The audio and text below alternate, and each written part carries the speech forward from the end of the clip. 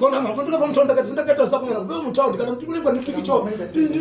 Tikitera boy ni ndanda angenda kule mtondera misa mtu basirewo. Uzo mtu basirewo. Mtu basirewo.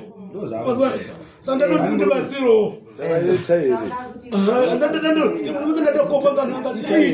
Icho chiri kotambo iri muhuro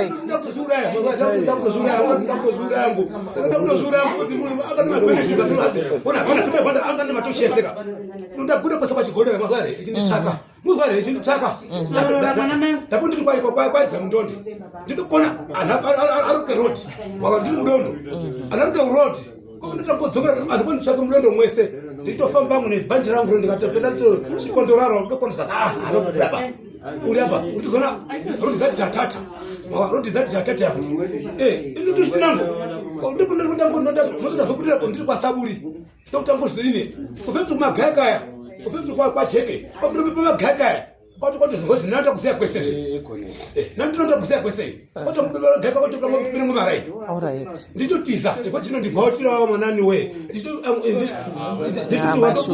kama ndina machemezi wangu ndichazo kandafa hangu kandafa amashupika sarati nezem sarati ndo mondika foshwa sarati kukanimata mkono cho kombashwa ukopena kandaka ndaka mtaundi mtaundi checho hapo nazo kupinda na wapo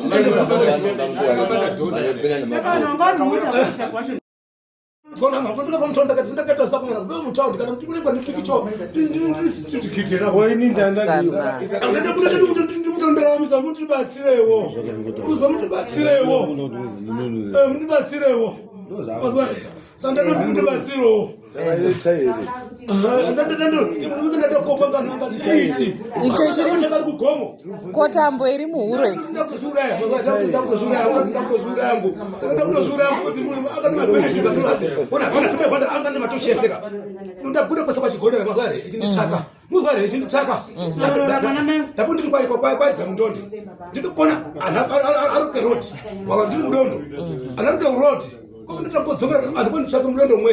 nditofamba mune bhanji rangu ndikatopenda to chikondoraro ndokonza anobaba uri apa utizona rodi zati chatata rodi zati chatata ino tinango ndipunda kutango ndoda zokutira ndiri kwasaburi ndokutango zine kufetsu magakaya kufetsu kwa cheke pamwe pamagakaya kwati ngozi nanda kusiya kwese nanda kusiya kwese kwati mbebera gaka kwati pamwe marai alright ndito tiza kwati ndo ndigotira mwanani we ndito ndina machemezi wangu ndichazo kandafa hangu kandafa